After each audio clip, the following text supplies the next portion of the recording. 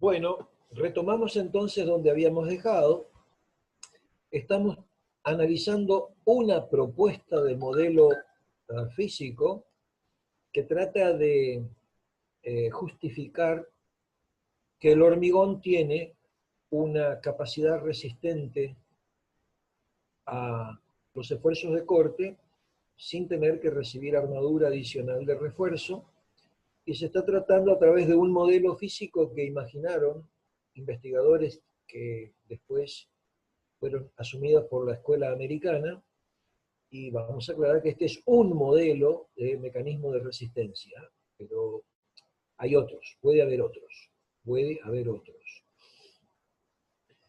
Hemos detectado que hay tres componentes internas, así lo imaginaron los investigadores, que dan como resultante un corte resultante interno para este modelo, este análisis de cuerpo libre, que no tiene armadura de tracción. Y hay tres componentes: una componente en la zona comprimida del hormigón, una componente en la zona de fisuración inclinada debido a la rugosidad que hay entre las caras, genera una componente inclinada, mientras no se separe la fisura demasiado, aporta una componente vertical, y hay un efecto de perno producido por la armadura horizontal que aportan estos tres componentes. Y entonces ahora tratamos de hacer equilibrio entre las fuerzas exteriores y las fuerzas interiores. El corte exterior es R1, la reacción de apoyo, menos P1.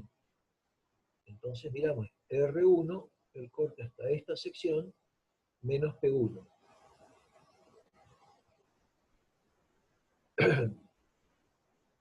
El corte tendrá que estar en equilibrio el exterior con el interior, y entonces acá se hace una pequeña dilucidación para separar a B sub CZ de,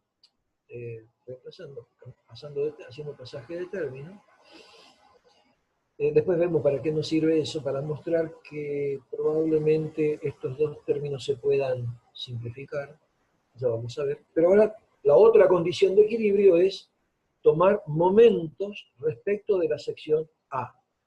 Vamos a tomar momentos respecto de la sección A. Entonces los momentos son R1 por XA menos P1 por esta distancia, que es XA menos X1, y eso da el momento exterior de las cargas exteriores respecto del punto A. Y ahora analizamos el momento de los esfuerzos internos. La fuerza de compresión C no aporta porque pasa por el punto respecto del cual estemos tomando momento. Pero sí la fuerza de tracción provista por las armaduras, que provee un momento antihorario de T por Z. La fuerza B sub CZ no aporta. La fuerza B sub I inclinada puede aportar por este pequeño bracito M un momento horario, viene en este sentido, horario respecto del punto A, que vale B sub I por M. Y la fuerza de perno, B sub D, multiplicada por P, proporciona un momento antihorario. Bueno, eso está reflejado en estos signos que vemos por acá, pero ahora está destacada la fuerza de tracción en la sección B, en el punto D. Entonces, en la fuerza de tracción en el punto D. Bueno, ahora se produce el equilibrio, se provoca el equilibrio interior-exterior, y entonces, si junto esto con esto, y a esto le llamo momento exterior, y en A, voy a tratar de despejar la fuerza de tracción TB, y créanme, pero queda igual a esta expresión de momentos, momento, dividido un brazo Z, me da el valor de la fuerza que tiene que estar actuando en el punto B. Esta expresión es consistente con lo que ya se sabe de que T por Z daba el momento interno. Eso lo conocemos de la teoría de la flexión. Entonces, para destacar que un diagrama de momentos, salvo el brazo de palanca, es consistente con un diagrama de tracciones. El diagrama de momentos que nosotros podemos tener en todas las secciones, diagrama de momentos, si se divide por una constante, Z, me da una fuerza, que es la fuerza de tracción en la zona traccionada del hormigón, particularmente en las armaduras. Solo para recordar este término, estos conceptos, pero entonces lo que vamos a observar acá como conclusión primero, la primera conclusión es que la resistencia interna aportada por el hormigón tiene 3 términos, solo hormigón. Y la segunda conclusión que vamos a apreciar es la siguiente. La fuerza de tracción en la armadura, en la sección correspondiente con el punto B, debería ser el valor del momento actuando en la sección B dividido Z.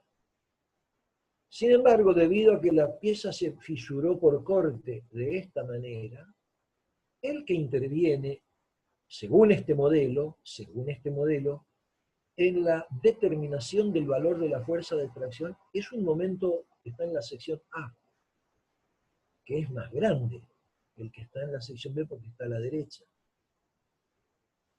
Y si por alguna razón despreciásemos estos dos términos porque B sub D tiene una intervención efímera, dado que cuando esto se desprende por acción del efecto de Perno, o se pierde adherencia, este término puede empezar a disminuirse, y el B sub I, si la fisura se abre mucho, aunque fue expresado como un término componente, también se pueden simplificar.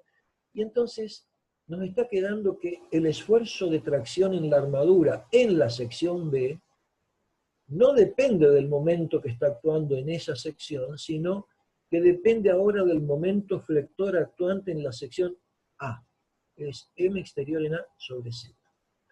Esa observación es muy interesante de tener en cuenta y surge de poder aprovechar este modelo para explicar algo que los investigadores cuando hacían ensayos y ponían sensores en esta armadura para ver las tensiones que arrojaba durante el ensayo, no podían explicarse por qué no lo podían obtener de hacer el cociente del momento en esta sección dividido el brazo. ¿Sí? Cuando tuvieron el modelo a la vista, empezaron a darse cuenta que en realidad es previsible que las tracciones en esta sección no se correspondan con M sobre Z de esta, sino con el M sobre Z de la sección que está separada una distancia P, según el modelo resistente producido por la acción del corte que produjo esta fisuración inclinada. Bueno, eso lo vamos a volver a ver un poquito más tarde, pero ahora vamos a hablar de qué pasa cuando no vamos a dejar la viga.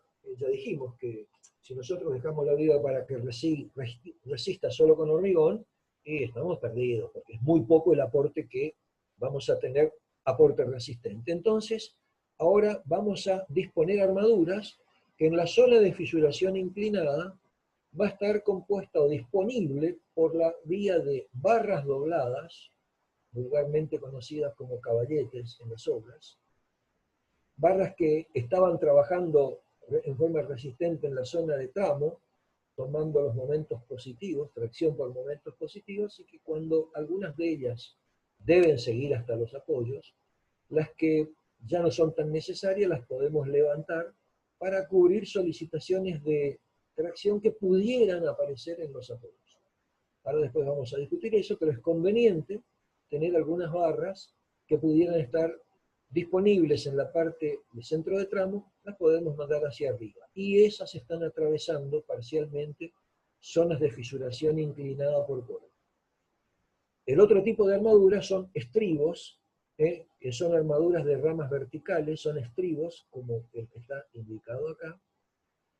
En general, estribos que se conectan horizontalmente en una rama horizontal dos ramas verticales y unos ganchos que se cuelgan de unas barras longitudinales constructivas, en general constructivas de pequeño diámetro, 6 milímetros, 8 milímetros, que vamos a llamar perchas.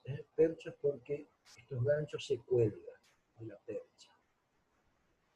Pero además de poder usar estribos de dos ramas con anclaje sustentado sobre las perchas y por vía de ganchos, tenemos la posibilidad de tener estribos cerrados que generan el anclaje de los extremos, de los terminales de las ramas verticales, que son las verdaderamente activas.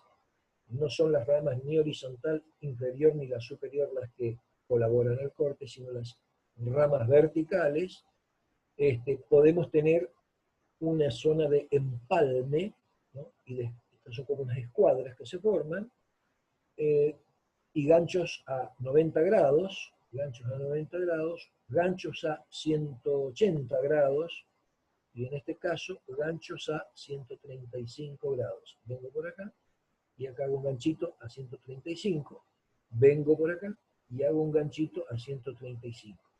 En general, los anclajes y empalmes de las barras se hacen en las zonas comprimidas, centro de tramo sería por arriba, y si esto es una viga continua, en la zona de apoyo, los anclajes o empalmes de los estribos se hacen en la zona inferior, que está comprimida. Entonces, para mejorar anclajes, se hacen en zonas donde hay compresión transversal. Y los estribos pueden ser de dos ramas, como estos estribos cerrados, de dos ramas como estos estribos abiertos, o de varias ramas, donde estamos combinando un estribo cerrado con un estribo abierto, pero para lo que hay que disponer de suficientes perchas constructivas. Y esto va a ocurrir cuando podamos tener que afrontar vigas de secciones transversales de ancho muy grande, ¿no? Una viga de un ancho de 40, 50 centímetros, ya no corresponde que pongamos solamente en los extremos de la viga dos ramas, sino que es conveniente que todos los esfuerzos de corte también sean absorbidos por estribos, por ramas de estribos interiores. Bueno, en general hablamos de el estribado, así le vamos a llamar, se puede ejecutar por lo general para vigas de poca solicitación, hierros del 6, hierro del 8, hierro del 10, barras del 10, entonces mucha armadura de corte, pero también se puede jugar con las separaciones.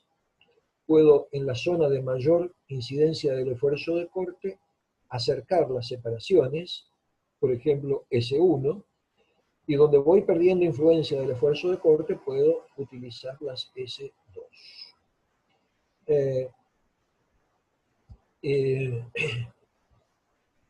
Bueno, en general los estribos se colocan a 90 grados, pero nada impediría poder ponerlos inclinados, salvo razones constructivas. Yo podría poner los estribos, en lugar de ser verticales, inclinados. En la práctica,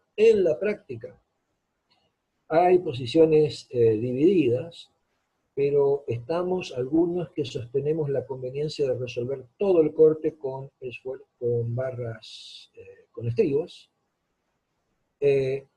pero también, y para hacer economía, aprovechar las barras dobladas conllevan a una mejora económica desde el punto de vista de que están disponibles estas barras y uno las puede utilizar.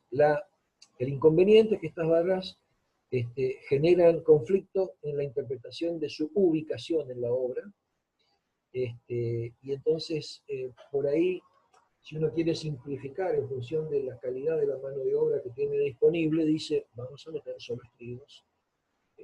Pero si uno quiere hacer economía para, no sé, para hacerle economizar dinero a nuestro cliente, al que nos encargó el cálculo, utilizaremos seguramente barras dobladas. Bueno, y en general la situación que vamos a tener disponible es de combinar barras dobladas con estribos. Ahora, en este apartado vamos a hablar un poquitito de la influencia que tienen las armaduras de corte. Bueno, la armadura de corte primero contribuye a la resistencia directamente tomando parte de la resistencia al corte. Las barras que atraviesan la fisura diagonal, sean estribos o barras dobladas, resisten parte de la fuerza de corte. Eso lo vamos a ver en el mecanismo de reticulado que vemos a continuación enseguida.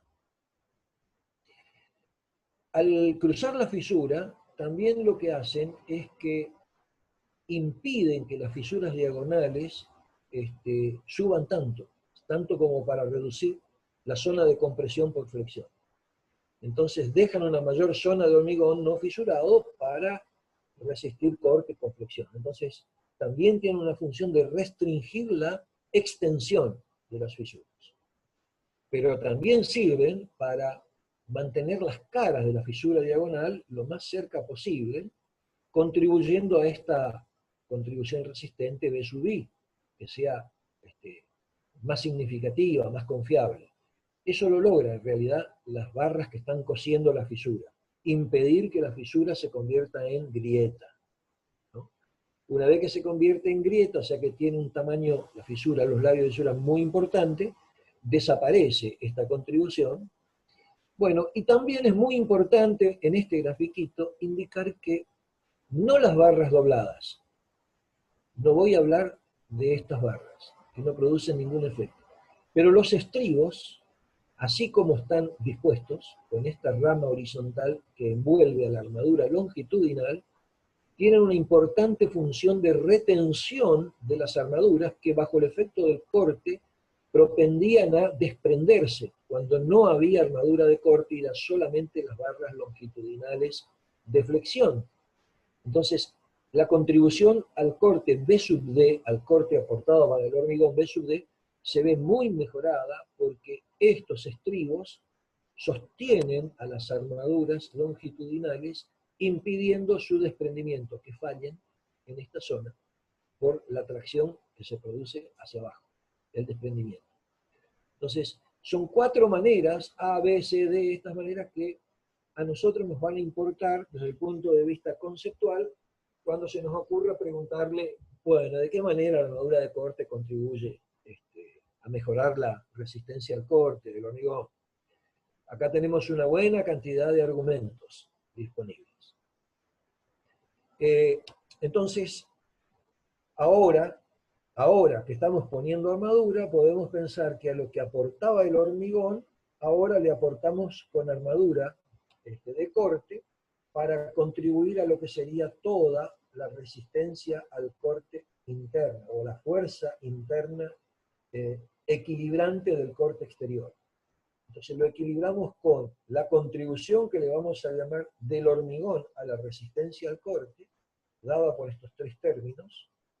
A eso le vamos a llamar B sub C. Contribución del hormigón a la resistencia al corte, y a lo que aporta la armadura le vamos a llamar B sub S. Experimentalmente se comprueba lo siguiente. Veíamos que el ensayo sin armadura de corte podía ejecutarse hasta que se dislocaba completamente la viga, por no tener armadura de corte, pero había un tramo de cargas que el hormigón era capaz de resistir. Bueno, eso se trata de reflejar en lo que pasa en este gráfico. Este gráfico es bastante ilustrativo, pero nos muestra lo siguiente.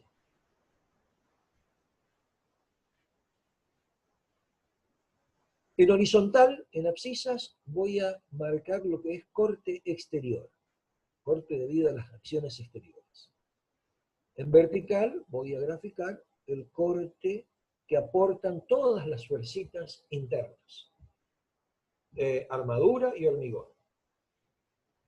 En la recta 45 grados que tenemos aquí dibujada, tenemos, a medida que va creciendo la carga del ensayo, que tenemos figurado en nuestra cabecita, va creciendo el corte exterior. Y en correspondencia debe haber equilibrio el que se manifiesta en cualquier punto sobre esta recta. Esto es, el corte exterior es igual al corte interior. Cateto igual a cateto porque esta recta es una recta 45 grados. Repito, esta es una recta que está reflejando las condiciones de equilibrio exterior-interior.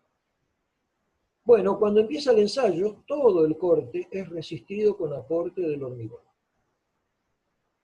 En un momento determinado, prácticamente lo que aporta a la resistencia es la zona comprimida, es esta componente B sub Z que era la que estaba aportada por la zona comprimida por flexión del hormigón. En este punto, vamos a poner que para un valor determinado del corte se produce la primera fisura de flexión. Como hay un cambio de rigideces, se empieza a reducir la zona comprimida del hormigón y entonces empiezan ahora a aportar los otros elementos que resisten B sub D y B sub I. Y entonces cualquier punto que nos encontremos por esta zona está compuesta por las tres componentes que no sabemos cómo se distribuyen, pero se asume que más o menos tiene esta distribución, pero todavía es una distribución nominal. Algo pasa cuando se produce la primera fisura por corte. Recordemos que ahora tenemos armaduras. Entonces, cuando se produce la primera fisura por corte, si el ensayo sigue, recién en este momento, los estribos o la barra doblada empiezan a tomar carga. Y en realidad lo hacen hasta el final del ensayo como responsables de seguir tomando carga, porque este valor de la suma de las tres componentes de la contribución resistente aportada por el hormigón se mantiene bastante constante. Es como que queda disponible, aunque ya fue agotada, pero está disponible para resistir, juntamente con el aporte de la armadura que a medida que aumenta la carga exterior va incrementándose en sus tensiones, estribos o barras dobladas. Entonces, este gráfico está reflejando un comportamiento, lo que se aprecia en el ensayo experimental. Si uno pone extensómetros en las barras de la armadura de corte, se comprueba que no toman carga, o sea, no se deforman hasta que se produce la fisura por corte. En ese momento los extensómetros empiezan a acusar carga y la carga es creciente de manera proporcional con el incremento de la carga exterior. Bueno, esto finalmente se resume en que se llegó a la conclusión de que, así lo aportan los investigadores y los redactores del ACI 318 y que nosotros hemos tomado como propio, que la resistencia nominal al corte está provista de manera aditiva por una parte que aporta el hormigón y una parte que aportan las armaduras. Podemos decir que la resistencia nominal al corte es la suma de la contribución resistente del hormigón más la contribución resistente de la armadura. Este es un ensayo de una viga de almayena, como las que se ensayan en nuestro laboratorio. Estas son fotos que provienen de ensayos en el laboratorio de la ICEIA, Universidad Nacional de Rosario, con el doctor Oscar Molle a la cabeza, y bueno, me están mostrando una rotura por corte, ¿no? Por armadura, insuficiencia de la armadura de corte, falla el corte y también falla esta zona de compresión en el hormigón, una falla generalizada, fisuras que se extienden hasta la zona del apoyo prácticamente, y solamente para mostrar que bueno, acá hay un diagrama momento-curvatura nominal y uno experimental, y lo que en este apartado quería mostrar era que este es el corte interno, este es el corte externo, la recta a 45 grados, y estos son algunos ensayos que hicieron para mostrar que inicialmente y hasta que no se produzca la primera fisura, las armaduras a corte no colaboran, la resistencia la aporta toda el hormigón, y recién a partir de un determinado momento prácticamente se mantiene constante la contribución del hormigón y crece solamente la contribución de las armaduras de cobre.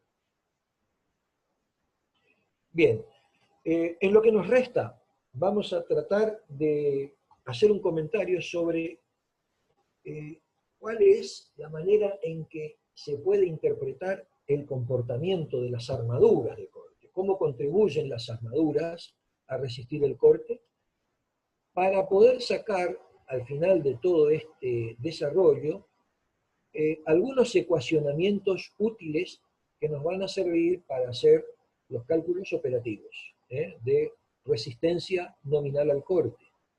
En este caso, la que aporten las armaduras.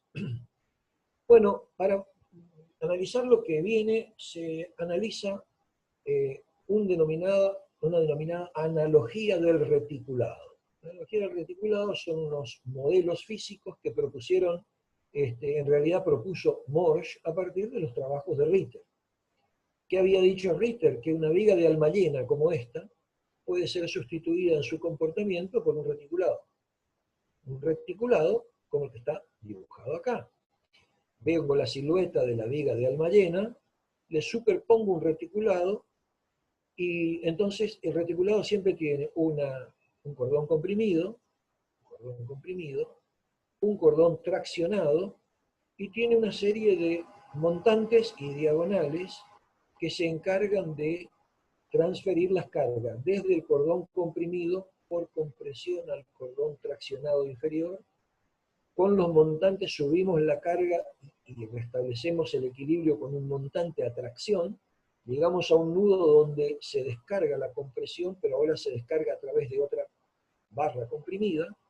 En este nudo necesito equilibrio para esta componente que baja con una componente que sube. Esto genera una barra traccionada, y haciendo alguna ligera modificación, puedo imaginar también que los montantes no sean necesariamente verticales, sino que los puedo poner algo inclinados. Estos son modelos de reticulados que están superpuestos al modelo de la viga de almayena para decir que les ha servido esa equivalencia de comportamiento al prócer, en realidad, Morse, que fue quien primero interpretó el comportamiento al corte del hormigón y de las armaduras, y es el desarrollo que nosotros vamos a seguir. ¿Quién aporta la barra comprimida del modelo del reticulado? El hormigón en compresión, en la viga de almayena. ¿Quién aporta el cordón traccionado del modelo de reticulado en la viga de almayena? Las armaduras traccionadas. Haciendo un corte por aquí tenemos la fuerza de compresión y la fuerza de tracción en la armadura. Fuerza de compresión en el hormigón, separados de este brazo de palanca Z. ¿Quién aporta las fuerzas de compresión de las diagonales? El hormigón entre fisuras está comprimido. Vamos a llamarle biela comprimida a la barra figurativa, consistente en esta especie de columnita de hormigón que está entre fisuras. ¿Y quién aporta los montantes traccionados? Armadura de tracción. Armadura que puede ser vertical o que puede ser inclinada. En general, de aquí en adelante, le vamos a llamar tita al ángulo de inclinación de las presuntas barras comprimidas, que en realidad son bielas de hormigón simple, actuando entre fisuras. Le vamos a llamar alfa al ángulo respecto de la horizontal de las armaduras de corte, que serían los montantes de tracción, traccionados, que en este caso son de 90 grados, en este caso son un ángulo agudo menor que 90 grados. Esta es una diagonal comprimida, esta es una barra doblada, traccionada. Bueno, y este modelo del reticulado es el que da sustento al algoritmo que permite calcular las armaduras de corte.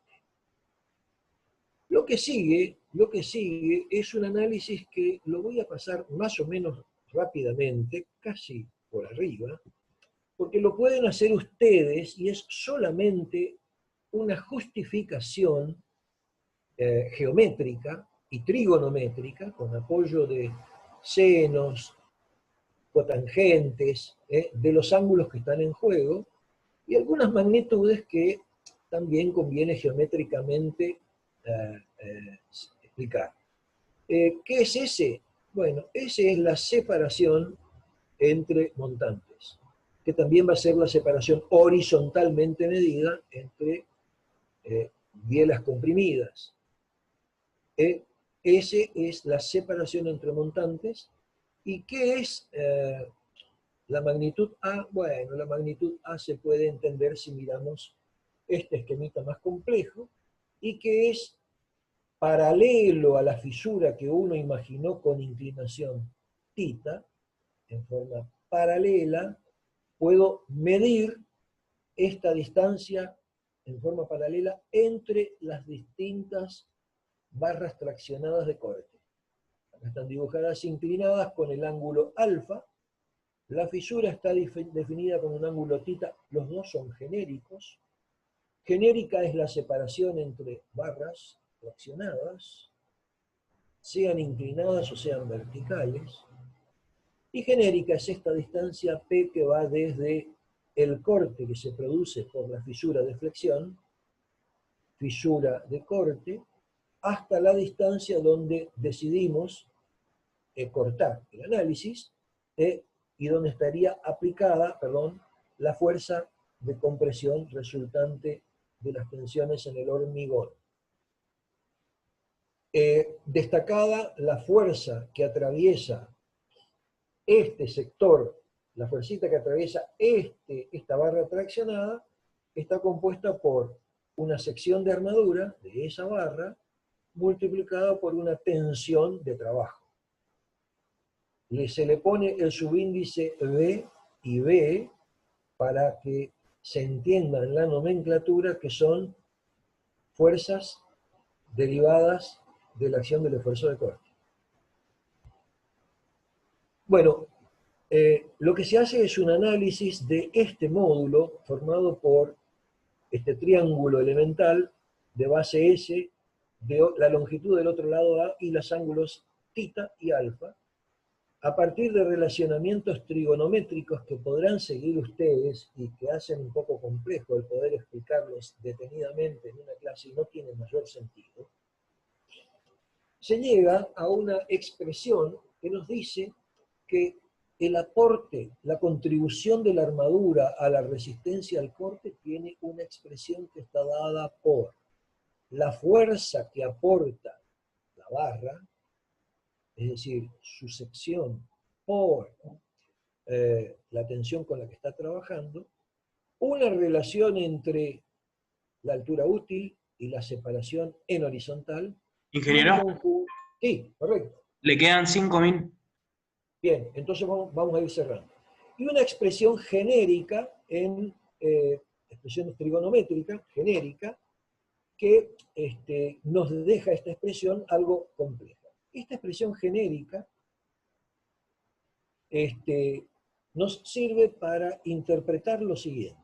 Hago un análisis de esta expresión general que nos dice qué valor tiene θ, qué valores puede tener alfa. Alfa puede valer 90 grados, puede valer 45 grados porque es la inclinación de las barras de armadura. Entre los estribos puede valer entre 45 y 90, pero vamos a asumir estribos de 90 grados. Las barras dobladas pueden ser de 45 o de 60 grados con la horizontal. Entonces, esos son los valores que podría tener, pero en general, en barras dobladas, se usa 45 grados. ¿Qué pasa con la inclinación de las bielas comprimidas? Las bielas comprimidas caracterizadas por θ. Bueno, lo que vamos a hacer es el siguiente análisis. θ tiende a 0, entonces lo que ocurre es que esta fuerza de corte tiende a infinito. Si esta fuerza de corte tiende a infinito, yo podría bajar la sección de armadura. Esa interpretación va como primera conclusión. Si θ asume un valor de 45 grados o menor, puedo reducir armadura de corte. Entonces, esto es lo que nos deja como conclusión esta expresión. Ahora, si yo intento bajar hasta cero, eso va a ser imposible por un razonamiento que vamos a hacer de inmediato, enseguida. Porque ahora no solamente hay que evaluar, esto ya me permite calcular la armadura de corte que necesito si todos los demás son datos. Vamos a aclarar que el reglamento, SIRSOP 201, no le importa cualquier valor de tita, sino que lo fija en 45 grados, lo cual hace que estas expresiones vayan a tener una simplificación considerable.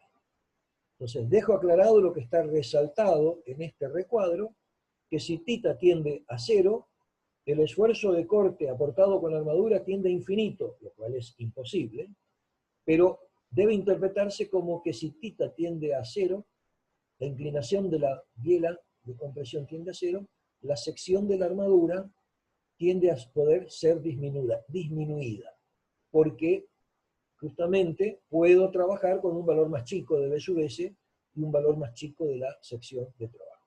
Pero ahora vamos a analizar en la próxima reunión qué pasa con la tensión de compresión en las bielas.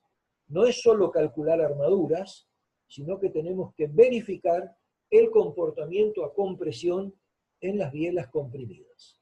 Y eso es lo que vamos a hacer seguidamente, enseguida, en la próxima reunión.